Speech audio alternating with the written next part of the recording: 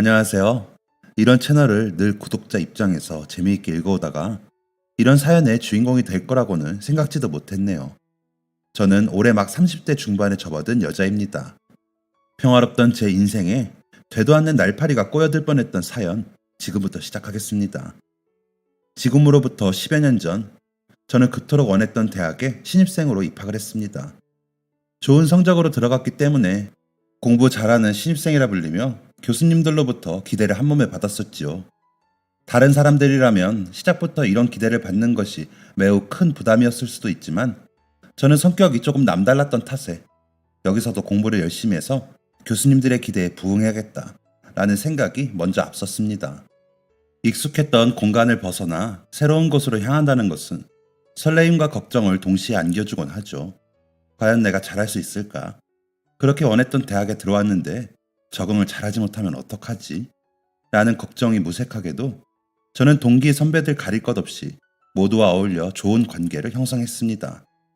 덕분에 1학년 전체를 관리하는 1학년 과대표 역할을 맡게 되면서 그와의 끔찍한 인연도 시작되었어요. 과대표를 맡게 되면서 선배들과 어울리는 시간은 늘어갔고 이런저런 모임에도 필수적으로 참여하게 되었습니다. 어딜 가든 1학년 과대표 박주연이라는 이름은 저를 대표하는 타이틀처럼 따라다녔고 2학년부터 시작하여 졸업을 앞둔 4학년 선배들까지도 저를 모르는 선배들이 없을 정도로 저는 말 잘하고 똑부러지는 1학년 대표로 유명해졌죠. 그러던 어느 날 중간고사를 마무리하고 집으로 가던 길 누군가로부터 한 통의 연락을 받았습니다. 오늘 시험 끝났다면서? 중간고사 잘 봤어? 그 주인공은 다름 아닌 4학년 과대표였던 차현욱이라는 선배였습니다. 모든 사람들에게 친절하고 과 내에서도 성적도 좋아 교수님들이 대학원으로 영입하려 혈안이 되어 있다던 사람. 제게 연락이 온 것도 그냥 이제 첫 입학한 후배가 시험을 잘 봤을지에 대한 단순한 궁금함이었을 거라 생각했습니다. 네, 저는 늘 그렇듯이 잘 봤죠. 역시 넌 그 자신감이 진짜 멋진 것 같아. 자신감은 아니고요. 근데 선배 무슨 일이세요? 다른 건 아니고 시험 끝났음 같이 밥이나 먹자고 하려 했지. 너랑 둘이서 할 얘기도 있고. 저랑 둘이서요? 응, 둘이서. 밥 안 먹었음 만나서 같이 먹자. 내가 사줄게. 순간 싶은 생각이 들었습니다. 다른 사람들과 함께 만나자는 것이 아닌 단 둘이서 만나서 식사를 하면서 할 말이 있다라. 이게 뭐지 싶었지만 밥을 얻어먹겠다는 생각 하나로 그를 만나러 갔습니다. 그때 저에게 그 자리에 나가지 마. 그리고 어떻게든 그 사람을 피해 다녀. 라고 말하고 싶네요.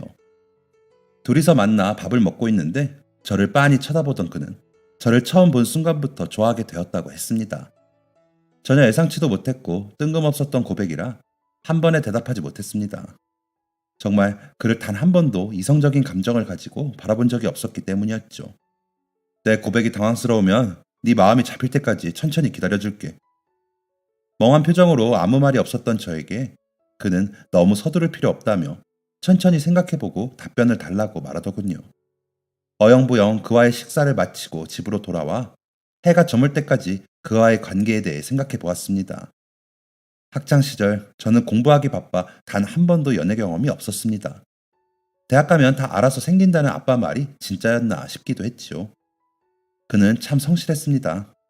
학교를 쭉 다니고 대표 역할을 맡으면 자연스럽게 누군가에게는 미움을 받기 마련인데 그는 학년을 통틀어 평판이 아주 좋은 사람이었죠. 교수님들도 입에 침이 마르도록 칭찬을 하는 그 사람과 만나게 된다면 어쩌면 한 번도 느껴보지 못한 행복을 느껴볼 수 있지 않을까 하는 생각을 하게 되었습니다. 그리고 그 생각이 든 순간 저는 당장 휴대폰을 들어 그에게 전화를 걸었고 고백을 받아들였습니다. 정말? 정말 나랑 만나겠다고? 네, 그렇다니까요. 선배랑 한번 만나보고 싶어요. 고마워, 주연아. 앞으로 정말 행복하게만 해줄게. 그렇게 제 인생 첫 연애가 시작되었습니다. 4학년 선배들은 그를 도둑놈이라며 갓 입학한 신입생을 꼬셨다며 놀리기 바빴지만 우리 두 사람의 연애를 모든 이들이 축하해 주었습니다. 그의 고백을 받았을 때 생각했던 것처럼 그는 정말로 나를 계속해서 웃게 만들어 주었죠. 기념일에는 항상 자그마한 선물이라도 챙겨주려고 노력했고 공부를 하다가 모르는 부분이 있으면 이해하기 쉽도록 가르쳐주기도 했습니다. 때로는 한없이 달콤한 연인이었고 때로는 든든한 선생님이자 선배로서 그는 저의 첫 연애를 빛나게 해주었습니다. 처음 만났을 때 이미 졸업반이었던 그는 대학원에 진학하라는 교수님들의 부탁을 정중히 거절한 채 졸업을 했고 졸업을 하자마자 나라의 부름을 받았습니다. 입영 통지서를 받아든 그는 입대를 앞두고 저에게 말했습니다. 그냥 학기 중에 대학 가는 것보다는 졸업하고 갔다 오고 싶었어. 기다릴 수 있겠어? 힘들 것 같으면 지금 말해주라. 힘들긴 뭐가 힘들다고 그래. 나는 충분히 기다릴 수 있어. 군대를 기다리라는 것을 흔히 고무신을 신고 기다린다 라고 하지요. 지금은 복무기간도 짧아졌고 휴대폰도 자유자재로 쓸 수 있지만 그 시절에는 복무기간이 21개월 정도였으며 휴대폰도 자유롭게 사용할 수 없었죠.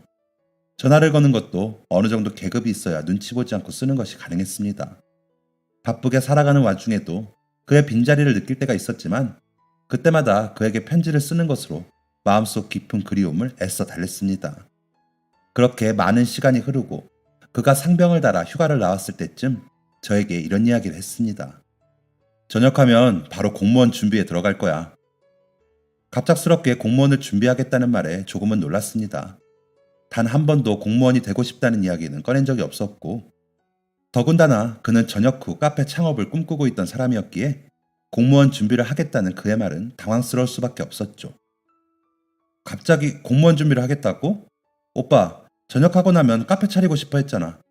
그러려고 학교 다닐 때부터 알바하면서 적금도 든 거 아니었어?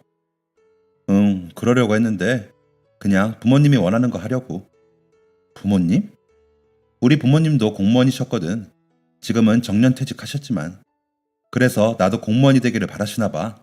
근데 생각해보니까 그게 좀 안정적인 것 같긴 하더라고. 사귄 지 꽤 오랜 시간이 지났지만 그의 부모님에 관한 이야기는 처음이었습니다. 9급으로 시작하여 행정고시를 통해 5급 공무원으로 재직하다가 퇴임하셨다는 그의 부모님. 그 이야기를 들으니 새삼 왜 그가 공무원이 되고 싶어 하는지 조금은 알 것 같았습니다. 애당초 머리가 좋은 사람이니 뭘 해도 잘할 거라며 그에게 힘을 실어주었죠.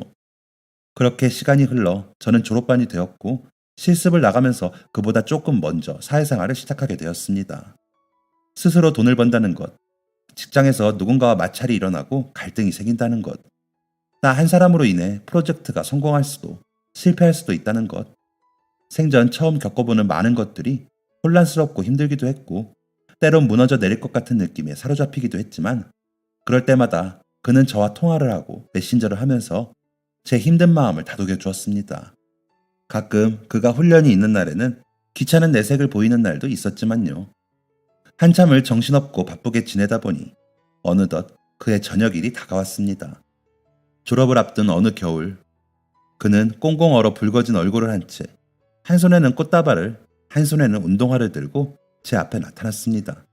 이제 우리 떨어지지 말고 쭉 함께 하자는 말과 함께.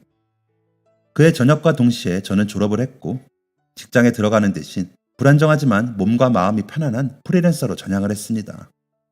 그는 본격적인 공무원 준비에 들어갔지요. 첫 시작은 삐끗거리기도 했고 일이 없었던 적도 있지만 점차 일거리가 늘다 보니 업계에서는 꽤 유명한 사람으로 거듭나게 되었습니다. 일이 쌓여 정신이 없었던 날도 있었지만 시간적 여유가 남으면 그와 데이트를 하면서 공부하는 것을 도와주기도 하며 제 나름의 서포트를 해주었습니다. 공무원 준비하는 거 진짜 힘들대. 보통 일 아니라더라. 한 번에 붙는 것도 힘들고. 그래도 오빠는 똑똑하고 뭐든 잘하니까 시험도 한 번에 딱 붙을 거야. 나는 그렇게 믿어. 네가 그렇게 말해주니까 자신감이 막 샘솟는 것 같다.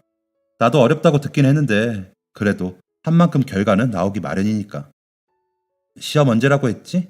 그날 같이 가줄게. 응, 2주 뒤 수요일. 그럴 수 있겠어? 당연하지. 남자친구가 중요한 시험을 치러 간다는데 그것 좀 가주는 게 그렇게 힘들겠어? 남자친구가 이 시험에 대해 부담감을 가지고 있다는 것은 저도 알고 있었기에 시험 당일 시간을 내어 시험장에 따라가 주었습니다.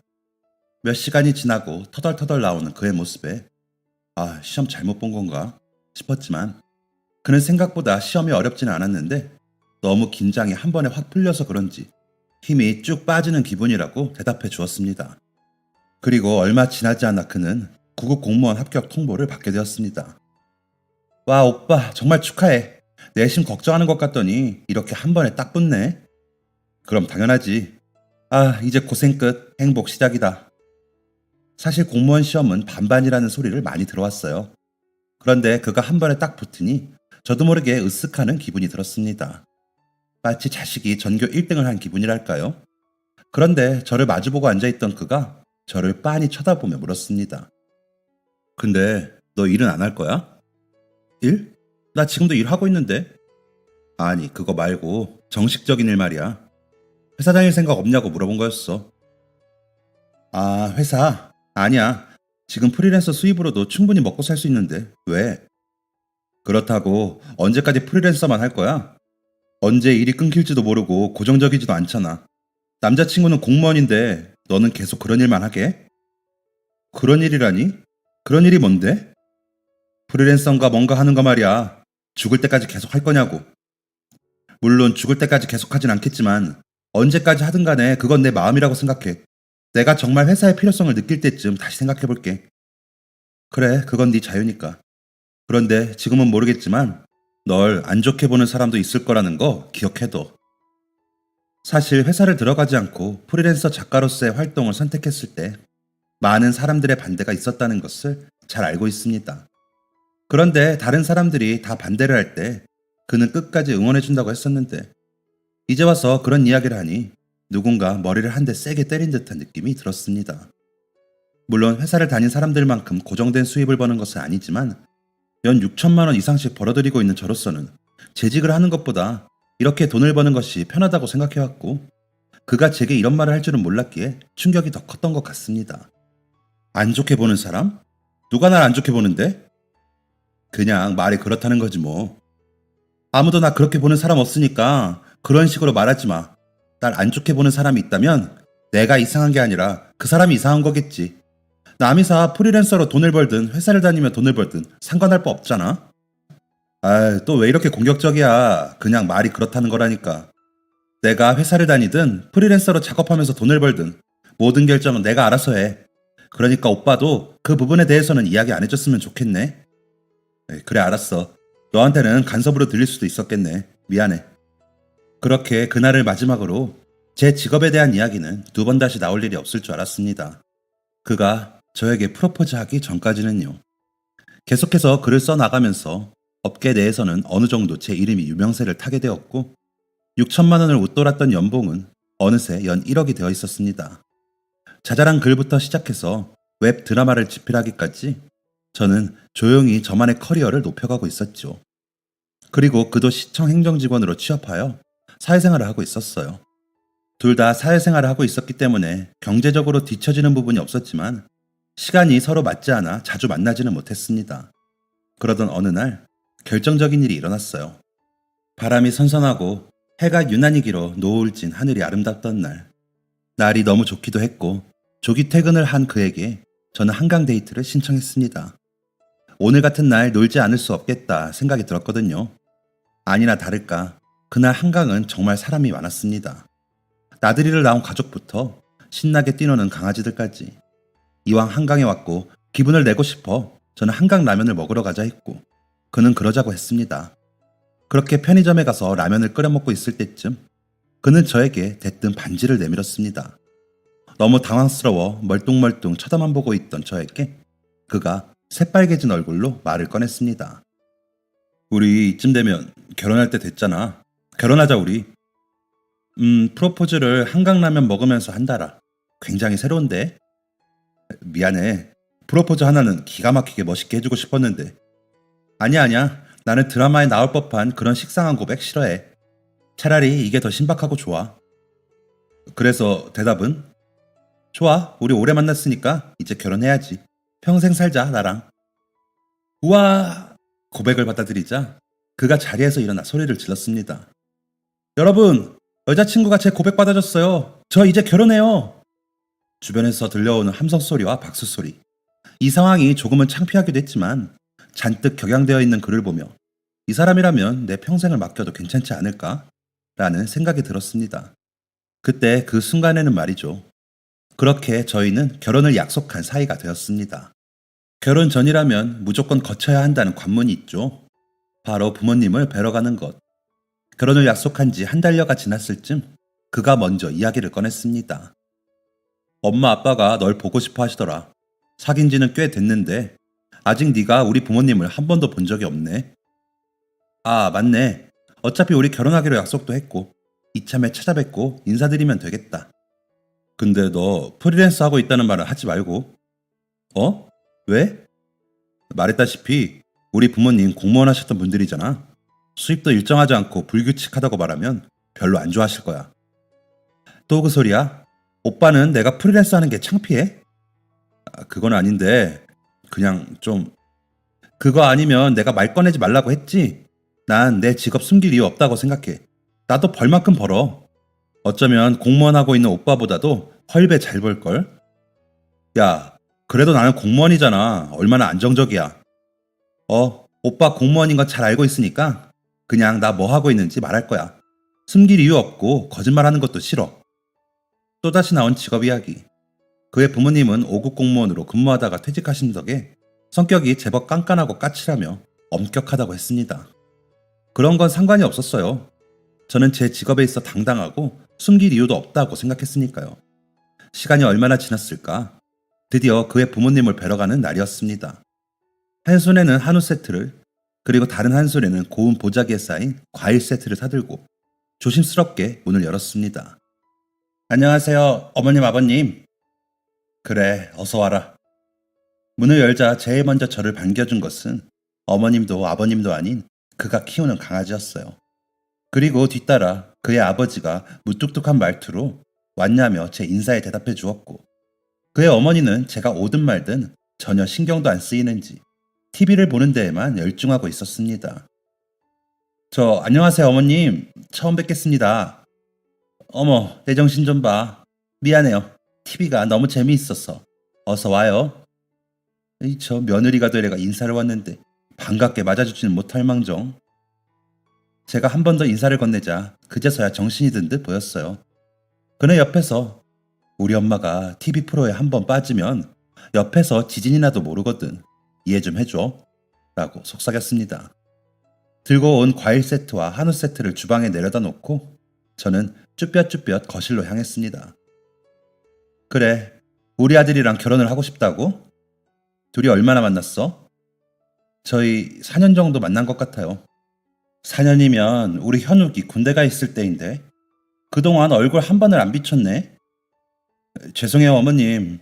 학생 때는 공부한다고 정신이 없었고 졸업하고 나서는 일 때문에 정신이 없어서. 어머, 그래? 좋은 일 하나 보네. 무슨 일 하는데? 저 프리랜서로 작가 일 하고 있습니다. 작가? 순간 화기애애해질 뻔했던 분위기가 얼음물을 끼얹은 것처럼 확 차가워지는 것을 느꼈습니다. 아버님은 들릴 듯 말 듯 혀를 한번 찢 참고, 어머님은 말 그대로 기가 막힌다는 표정을 짓고 계셨습니다. 마치 니까짓게 공무원인 우리 아들이랑 결혼을 하려고 한다고? 라는 표정이었달까요? 그렇게 한동안 누구도 침묵을 깨지 않고 고요하고 싸늘한 분위기가 이어졌습니다. 그 침묵을 깬 것은 다름 아닌 저였지요. 프리랜서라고 해서 좀 안 좋게 보실 수 있는데 그래도 직장 다니는 것보다 돈벌이가 괜찮아서요. 네 나이가 지금 몇인데 아직도 제대로 된 직장 하나 없단 말이야? 졸업하고도 기회는 있었을 거 아니니? 네, 기회는 있었는데 제가 하고 싶은 일을 하고 싶었어요. 그래서 지금은 프리랜서로 작가 활동을 하고 있는 거고요. 하고 싶은 일 다 하고 어떻게 살아? 우리 아들 좀 본받지. 공무원으로서 얼마나 성실하게 사니? 어머니는 그가 공무원이라는 사실이 굉장히 대단한 것 마냥 이야기를 꺼내기 시작했습니다. 남들이 한 번에 붙기도 힘들다는 공무원 시험을 우리 아들은 한 번만에 성공했다부터 시작해 고등학교 때 전교 회장을 했던 이야기, 그리고 전교 1등까지 해본 이야기. 말만 들으면 구급 공무원의 수준이 마치 판검사와 비슷한 것 같았습니다. 정작 그는 월급을 150 정도 받는 일반 행정직일 뿐임에도 불구하고 어머님은 직장이나 직업이나 안정적인 것이 최고라며 계속해서 저에게 자식 자랑을 하시기 바빴습니다. 네가 지금 하고 있는 게 프리랜서라고 했니? 그거 일 들어올 때마다 해주고 돈 받는 거 맞지? 아, 네, 맞는 것 같아요. 그럼 하루살이겠네? 네? 하루 벌어 하루 먹고 사니 하루살이 맞네. 하루살이. 프리랜서로 활동하고 있는 제 직업을 하루살이라고 표현하시더라고요. 순간 멍해지는 기분을 느꼈는데 고개를 돌려 옆을 보니 그는 아무 말 없이 자기 엄마의 말에 웃고만 있었습니다. 이대로는 안 되겠다 싶어 어른 앞임에도 불구하고 불쾌함을 내비쳤지요. 다른 사람들 같았으면 당황해서 어쩔 줄 몰라 했을 테지만 저는 절대 그런 고분고분한 성격이 아니었기 때문이었습니다. 하루살이라뇨? 어머님, 저 현욱 씨보다 잘 벌어요. 뭐? 거짓말하고 있네. 어떻게 직장도 안 다니는 애가 공무원보다 잘 벌 수가 있어? 통장 거래 내역서라도 보여드릴까요? 됐다 얘. 그리고 애초에 네가 우리 현욱이보다 잘 번다고 할지라도 사람은 직업을 가지고 있는 게 최고야. 그게 공무원이면 더할 나위 없이 좋은 거지. 아참. 그리고 부모님 계시니? 어머니는 안 계시고 아버지 혼자 계세요. 어머 세상에. 내가 괜한 걸 물었나? 혹시 뭐 하시는지 물어봐도 되니? 예전에는 화가셨는데 지금은 은퇴하셨고 연금으로 생활하고 계세요. 너 돈 많이 벌어야겠다. 세상에. 어릴 적 엄마를 잃고 유명한 화가였던 아빠와 단 둘이 생활했던 저는 큰 부족함 없이 살아왔습니다. 한 번의 어려움이 있었다면 아빠의 한량 기질로 인해 모아온 돈을 다 날려 집안이 풍비박산 날 뻔한 위기였달까요. 그땐 돈의 소중함을 전혀 몰랐고 버는 족족 노는 데 쓰기 바빴던 아빠였지만 지금은 어려움을 극복하고 그럭저럭 밥은 먹고 살 정도의 형편이 되었습니다. 둘이 생활하기에 부족함이 없을 정도니까요. 그런데 그의 어머니는 저희가 매우 찢어지게 가난하게 사는 것으로 생각을 했나 보더라고요. 굳이 부정도 긍정도 하지 않고 돈을 많이 벌어야겠다는 말에 어쩌게 웃어 넘겼습니다. 썩 유쾌하지 않았던 부모님과의 짧은 만남을 뒤로하고 집으로 돌아가는 길, 아까 전의 상황이 도무지 이해가 가지 않아 남자친구에게 물었습니다. 아까 어머님이 내 직업 가지고 뭐라 하신 거 오빠 왜 옆에서 웃고만 있었어? 그럼 내가 거기서 뭐라고 해? 우리 엄마 원래 그러신 분이야. 말했잖아. 5급 공무원으로 퇴직하셔서 본인 직업에 대한 프라이드도 강하시고 엄격하실 수도 있다고. 그러게 내가 진작에 말했을 때 직장이라도 구했음 이런 이야기 들을 일도 없었을 거 아니야. 안 그래? 아, 또 그 소리네. 내가 직장 안 다니는 게 뭐? 나 직장 안 다녀도 오빠보다 유명하고 연봉도 오빠보다 배는 높은데? 그래도 공무원이랑 프리랜서랑 같아? 비교할 걸 비교해야지. 지금 나는 9급이고 신입 직원이지만 나중에 한 단계 한 단계 밟고 올라가면 미래가 환하다고.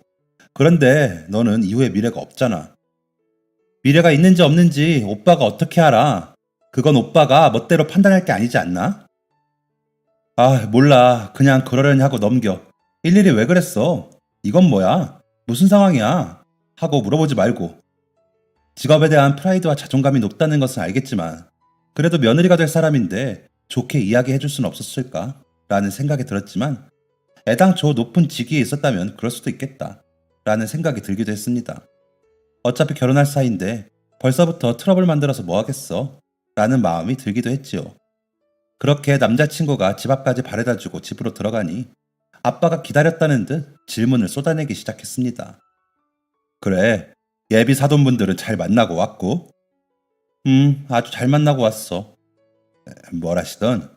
어떤 분들이었어? 실수는 안 했지? 아빠 딸이 어디 가서 실수할 사람이야? 그런 거 없었어. 대신 좀 찝찝한 건 있었지만. 찝찝한 거라니? 아, 이걸 말로 설명하긴 좀 그렇고.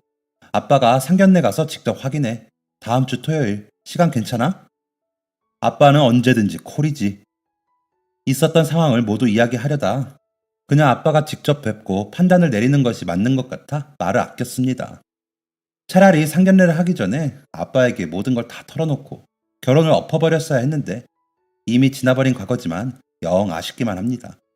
그리고 그제서야 남자친구가 누군가는 네가 하고 있는 일을 싫어할 수도 마음에 들지 않아 할 수도 있어 라는 말이 무슨 의미였는지 깨달았습니다.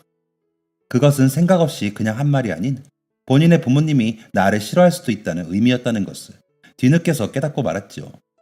그로부터 시간이 지나 주말이 되었습니다. 아빠는 명품이라며 명품은 아껴야 입어야 한다면서 혹시나 먼지라도 묻을까 한 번도 입지 않았던 제가 처음으로 맞춰드린 양복을 꺼내 입으셨어요. 상견례 장소는 꽤나 값비싼 장소로 유명한 한 일식집이었습니다. 입구부터 우리는 엄청 비쌈이라는 아우라를 풀풀 풍기는 곳이었죠. 직원이 방을 안내해 주었고 그 방으로 들어가니 그의 가족들이 먼저 와 있었습니다. 아이고, 안녕하십니까? 저희가 늦은 건 아닌지 모르겠습니다. 아닙니다. 앉으시지요. 밝게 웃는 아빠의 표정과는 달리 딱딱하게 굳어있는 아버님, 어머님의 얼굴. 오는 길에 무슨 일이라도 있었던 건지 굉장히 기분이 안 좋아 보이셨어요. 남자친구는 그 사이에서 약간 안절부절 불안해하는 모습을 보였습니다. 주문한 식사가 나왔는데도 그 누구 하나 젓가락을 들거나 말을 꺼내지 않았어요. 이게 상견례 자리는 맞는 건가? 이렇게 하다가는 죽도 밥도 안 되겠다는 생각이 들 때쯤 어머니께서 먼저 입을 열었습니다. 이런 음식은 드셔보셨어요? 여기 엄청 비싼 곳이라 엄두도 못 내셨을 것 같은데. 예, 저도 예전에 친구놈들이랑 술 한잔하러 몇 번 와봤던 곳입니다. 어머, 그래요? 없는 살림에 이런 데서 술을 마실 생각을 다 하네? 네? 아닙니다. 그나저나 애들 신혼집 이야기를 좀 해볼까 하는데, 저희 아들이 공무원이기도 하고, 저희도 과거에 공무원이었기도 했고, 집에 돈도 어느 정도 있으니 신혼집은 저희가 해갈까 합니다. 아이고, 그래 주시면 너무 감사하지요. 대신 전세도 월세도 아닌 자가로 마련해 주는 거니 그에 걸맞게 혼수를 해왔으면 합니다. 힘들지 않으시겠죠? 그 정도 형편도 안 되시는 건가요, 혹시? 집은 우리가 해올 테니 그 집 수준에 걸맞게 혼수를 해오라는 어머님 말씀에 저와 아빠는 서로 마주보며 멍한 표정을 지었습니다. 요즘 서울의 신혼집 자가로 한 채면 수십억 원 할지도 모르는데 그에 맞춰서 혼수를 해오라니. 예비 남편이 집을 해오면 아내는 혼수를 해오는 게 당연한 처사지만 그게 몇 억짜리 혼수라면 이야기가 조금 달라질 것 같았습니다. 그리고 어머님의 말투에서 은근히, 아니 대놓고 저희 집안을 무시하는 듯한 뉘앙스도 느낄 수 있었죠. 저 실례지만 혹시 몇 평짜리 아파트인지 그걸 알아야 저희도 견적을 내고 혼수를 준비할 수 있을 것 같아서요. 16평입니다. 어차피 애들 둘이 살 건데 넓은 집은 욕심이죠. 서울에 있는 16평짜리 아파트. 딱 한 군데가 떠올랐습니다. 지어진 지는 40년이 되었고 서울 내에서 유일하게 집값이 오르지 않는 그곳. 너무 낡아 재개발을 한 해 만에 몇 년째 설전이 오가고 있다는 그곳이 저희의 새 보금자리가 될 곳이었습니다. 그곳이라면 거주하고 있다가 언제든 쫓겨나도 이상하지 않을 정도의 수준이었는데 그 집을 준다고 하면서 그에 걸맞는 혼수를 해오라고 하다니 속으로 웃음이 나왔습니다. 네, 어머니, 저희가 혼수해갈게요. 걱정하지 마세요. 혹시라도 힘들면 이야기해라. 뭐 작은 살림 정도는 우리가 좀 보태줄 수도 있으니까. 아니요, 하나도 빠짐없이 다 해갈게요. 너는 축복받은 줄 알아. 우리 아들 같은 공무원 남편 만나기가 어디 쉬운 줄 아니? 네, 맞아요. 현옥 씨랑 결혼하는 건 정말 행운이죠. 나중에 집에 가서 혼수 필수 목록 적어 보내줄 테니까 그거 보고 참고해서 사면 된다. 알았지? 네, 알겠습니다. 기가 막힌 상견례 자리가 어영부영 마무리되고 아빠는 집에 와서 저를 거실로 부르셨어요. 한 번도 보지 못했던 혼란스러운 표정이었지만 저는 그 표정의 의미를 금방 이해할 것 같았습니다. 주연아, 응? 이 결혼 좀 아니라는 생각 안 드냐? 아빠는 네가 이 결혼을 안 했으면 좋겠는데 이미 고생길이 훤히 열려 있어서. 나도 알아, 아빠. 그래서 안 하려고. 근데 이대로 끝내기는 우리 너무 분하잖아. 끝낼 때 끝내더라도 제대로 복수는 하고 끝내야지. 그래, 구급 공무원이 뭐 그렇게 대수라고 으스대는지. 아빠한테 좋은 생각이 있어. 딸, 이미 신혼집은 계약된 것 같으니 혼수 먼저 넣자고 하자. 그 다음부터는 그냥 조용히 지켜보고만 있어. 아빠는 무슨 생각을 하셨는지 싱글벙글한 표정으로 신혼집에 혼수를 넣자고 하셨고 그저 이 결혼을 행복하게 진행하는 척 정상적으로 진행을 하라고 말씀하셨어요. 아빠의 결정이 한 번도 틀렸던 적은 없기에 저는 이번에도 아빠를 믿고 가기로 마음을 먹었습니다. 그리고 바로 그에게 혼수를 미리 준비하겠다는 연락을 했지요. 요즘은 사람들이 결혼 전에 살림을 미리 합친다더라. 가구도 미리 넣고 같이 붙어 있으면서 준비하면 더 빨리 잘 되지 않겠냐 말하자. 그는 일말의 의심도 없이 기뻐하는 내색을 보였습니다. 그렇게 저와 아빠 두 부녀의 복수 혈전이 시작되었습니다. 아빠는 그림 쪽에서 은퇴를 하긴 했지만 아직까지 그 분야에서 내로라 하는 유명한 분들과 친목을 유지하고 계셨어요.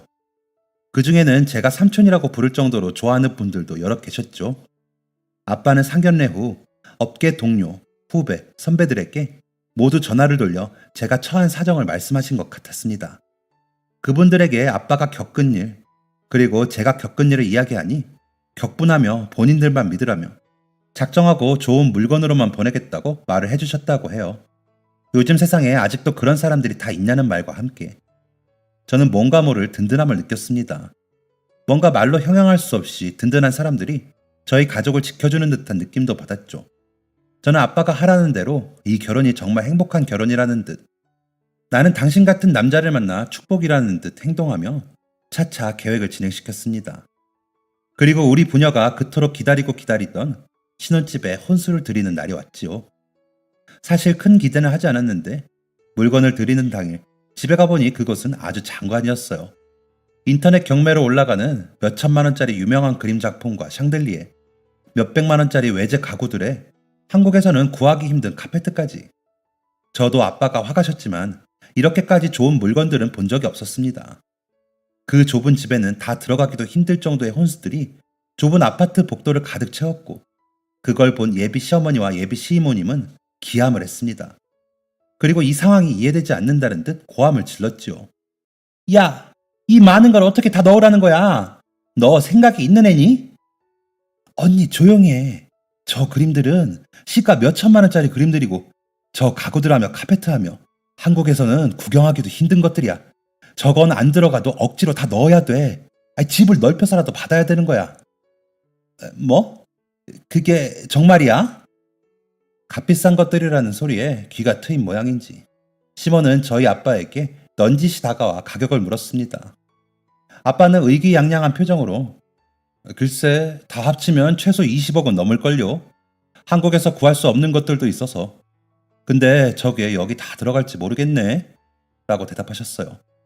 아빠의 지인들이 보내온 혼수들은 실제로 그 집에 들어가기에는 터무니없이 크고 많았는데 저것들 하나하나 빠짐없이 값비싼 물건이라며 집을 넓혀서라도 받아야 한다는 예비 시이모의 말에 혹해서 예비 시모는 혼수들이 다 들어갈 수 있게 집을 새로 해주겠다며 본인이 대출을 받을 수 있는 최대한의 한도를 끌어모아 34평짜리 아파트를 계약해왔습니다. 자기 엄마가 우리 주려고 34평 아파트 계약하셨대. 어? 정말? 자기가 혼수를 너무 크게 준비해오는 바람에. 별로 큰 것도 아닌데 뭘 그렇게까지. 어떻게 준비하셨대? 요즘 대출 잘 나오잖아. 엄마 아빠는 공무원이시기도 했고. 그래서 받을 수 있는 최대 한도로 받아서 집 해주셨다더라. 오늘 잔금 치르는 날이라 이제 그 집으로 물건 넣으면 될 것 같아. 우리 엄마 아빠한테 잘해야겠다. 그치? 그러게 그 잘난 공무원 타이틀 달고 네가 진짜 뼈가 갈리도록 일해서 니네 엄마 아빠 대출금 갚아줘야겠네. 갑자기 왜 그래? 뜬금없이 그게 무슨 소리야? 우리 파혼하자. 갑자기 네가 너무 싫어졌어. 뭐? 너 주연이 맞아? 맞아. 니네 부모가 그렇게 면전에다 대고 없는 집 살림이라고 무시했던 박주연 맞아. 이를 어쩌나? 영혼을 끌어서 대출 받아놨더니 이렇게 파혼을 당하네. 그 엄청난 빚은 다 누가 감당하려고 그런 짓을. 참 늙으면 판단력이 흐려진다는데 돈 앞에서는 장사 없다더니 그 말이 딱 맞아 떨어지네. 한심한 종자들. 네 수준에 들어맞는 공무원 여자친구랑 결혼해. 너한텐 그게 잘 어울리겠다. 잠깐만 주연아. 진짜 왜 그러냐니까? 잘못한 게 있으면 말을 해줘. 구질구질. 그에게는 그 네 단어가 매우 잘 어울렸습니다.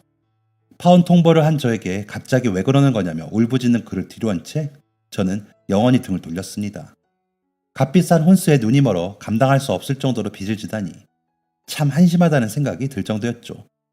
저런 집안에 시집을 갈 뻔한 걸 생각하면 이 글을 쓰고 있는 지금도 등골이 오싹할 정도입니다. 그 이후에 이야기를 들어보니 부동산 폭락으로 인해 시모가 가지고 있던 아파트 두 채의 집값도 같이 떨어졌고 예비 남편이 될 뻔했던 그의 벌이도 대출을 갚아나갈 정도가 못 되어 결국 그 집들은 경매에 넘겨졌다고 합니다. 당당하게 법원 경매로 넘어가 올라온 집들을 보며 공무원이라고 목에 힘 빡 주며 다른 사람 집안 깔보더니 당신네들도 어쩔 수 없구나 라는 생각을 하게 되었죠. 2년을 마무리한 뒤에도 계속해서 연락이 왔지만 저는 칼같이 그들을 차단해버렸어요. 그를 만나 사랑했던 지난 세월이 아까울 정도지만 이미 지나간 시간은 지나간 대로 넘기며 현재의 생활에 후회하지 않기 위해 더욱 열중하기로 했습니다. 지금 저는 파혼 후 계속해서 프리랜서 작가 일을 하다가 우연히 좋은 사람을 만나게 되어 풋풋한 연애 중입니다. 아직 결혼을 논하기에는 많이 이르지만 결혼을 전제로 진지한 만남을 가지고 있어요. 지금 제 삶은 행복 그 자체랍니다. 이런 사연을 쓰는 것이 처음이라 어떻게 마무리를 지어야 할지 모르겠습니다. 제 이야기 조금이나마 사이다가 되셨을까요? 조금이라도 속이 막히셨던 분들이 있으시다면 사이다 드시고 뻥 뚫리셨기를 바라면서 사연 마치도록 하겠습니다. 여러분 모두 행복하세요. 지금까지 사연 들어주셔서 감사합니다. 사연이 재밌으셨다면 구독과 좋아요를 눌러주세요. 감사합니다. 안녕히 계세요.